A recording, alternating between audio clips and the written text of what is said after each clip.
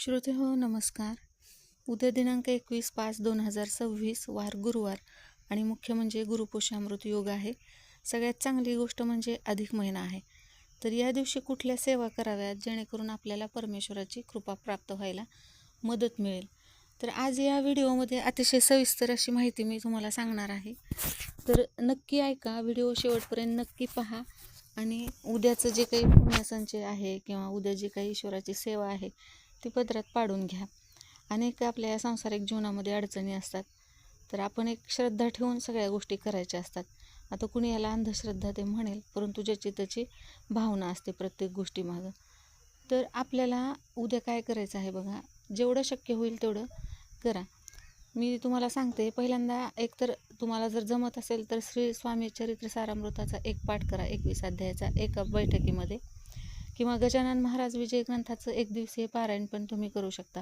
अतिशय छान वाटतं.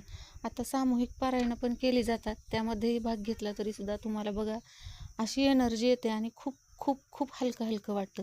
अनुभव घ्या, कारण अनुभव घेतला तरच कुठलीही गोष्ट आपल्या लक्षात येणार आहे. किंवा संक्षिप्त गुरुचरित्राचा पण पाठ तुम्ही करू शकता, दुर्गा सप्तशतीचा पाठ करू शकता आणि विशेष म्हणजे कुंकुमार्चन सेवा करा. आता ह्या एवढ्या सेवा सांगितल्यात, परंतु जे शक्य असेल ते करा किंवा तुमच्या इष्टदेवतेची उपासना करा. काहीही करा, परंतु उद्याचा जो योग आहे तो अतिशय चांगला आहे. सगळ्या देवघरातील आता अभिषेक करा असं सांगितलं जातं, पण देवघरातील सगळ्या देवांना आपलं दूध पाण्याचा अभिषेक करावा. अभिषेक करताना श्रीसूक्ताचा पाठ म्हणा किंवा पुरुष सूक्ताचा म्हणा, किंवा आपलं नुसतं गणपती अथर्वशीर्षाचे मंत्र म्हणून जरी दूध आणि पाणी देवावरती सोडलं तरी तोही अभिषेकच आहे. पवमान सूक्ताचा पण काही जण करतात, दूध पाणी मिसळायचं आणि अभिषेक करायचा. एवढं जमत नसेल तर आता आपल्याला समजा म्हणजे कसं संस्कृत उच्चार असतात, त्याच्यामुळं आपल्याला काही गोष्टी वाचताना थोडं त्रास होतो काही जणांना. तर मग स्वामी समर्थांचं नाव घेऊन अभिषेक करा, श्रीकृष्णांचं नाव घेऊन अभिषेक करा. या दिवशी आणखीन काय करायचं तर घर स्वच्छ पुसून घ्यायचं, अंगण स्वच्छ झाडून सडा मारून रांगोळी काढून घ्यायची, तुळशीला दिवा लावायचा, पाणी घालायचं, नैवेद्य दाखवायचा. गॅस, चूल, शेगडी तुमच्याकडं जे असेल स्टोव त्याचं स्वच्छ पुसून पूजन करायचं. हळदी लेपन करायचं, उंबऱ्याचं पूजन करायचं. अगोदर पाण्यामध्ये हळद टाकायची. गंगा जल असेल तर अतिशय उत्तमच. हळदी कुंकवाचं स्वस्तिक काढा किंवा देवाच्या नावाने ठिपके द्या, काही करा, परंतु उंबरा पूजन करा. काहीच शक्य नसेल तर गुरुचरित्राची अवतरणिका वाचा, अतिशय चांगली गोष्ट आहे. उद्या पिवळ्या वस्तूंचं पण दान केलं जातं मंदिरामध्ये. हरभऱ्याची डाळ म्हणा, केळी म्हणा, वस्त्र म्हणा, जे पिवळ्या वस्तू आहेत त्यांचं. आपल्या जवळ जर शक्य असेल तर गंगा स्नान करा. संध्याकाळी व्यंकटेश स्तोत्र नक्की वाचा. 11 वेळेस वाचा, 3 वेळेस वाचा, 21, 51, 108 वेळेस तुम्हाला जसं शक्य आहे तसं. किंवा नाहीच जमलं तर 1 वेळेस तरी वाचा. मोठं नाही जमलं तुम्हाला मराठीमधलं तर तुम्ही कमीत कमी संस्कृतचे 15 श्लोक आहेत तर ते वाचा. व्यंकटेश स्तोत्राचं वाचन नक्की करा. अतिशय खूप छान वाटतं, हलकं वाटतं आणि एक समाधान असतं की आपण हे केलं आहे.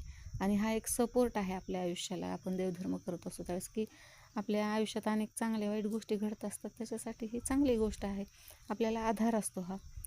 देवपूजा करा, सूर्याला तुळशीला अर्घ्य द्यावं. गुरुमंत्र असेल तुमचा तर तो दिवसभर जपायचा.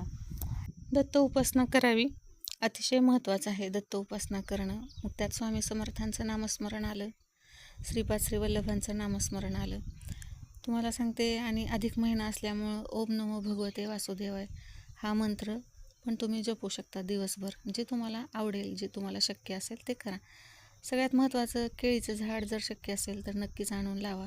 ज्यांच्यावर खूप मोठं कर्ज असतं तर ह्या केळीचं झाड लावू नये म्हणून असं सांगितलं जातं, परंतु काही जण असंही सांगतात किंवा ज्यांच्यावर कर्ज झालेलं आहे ती लोक केळीचं झाड आपल्या अंगणामध्ये लावतात किंवा जे काही तुमच्याकडे उपलब्ध साधन आहे त्याच्यातही लावतात. त्याचा आहे फरक आहे, बऱ्याच जणांना आहे फरक. हा बघा करून, अनुभव घेऊन.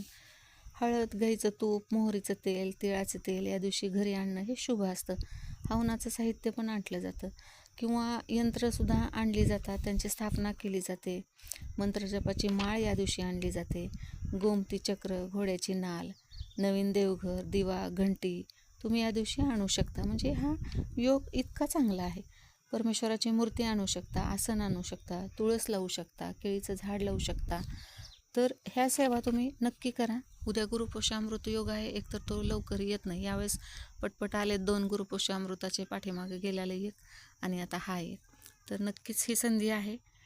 नक्कीच आपल्या पदरामध्ये पुण्यसंचय पाडून घ्या. परमेश्वराची सेवा करा सगळ्यात महत्त्वाचं, जेणेकरून आपल्याला तो एक आधार राहील. खूप महत्त्वाची असते ही गोष्ट, आधार. तुम्हाला व्हिडिओ आवडला असेल तर नक्कीच लाईक, शेअर आणि सबस्क्राईब करा. धन्यवाद.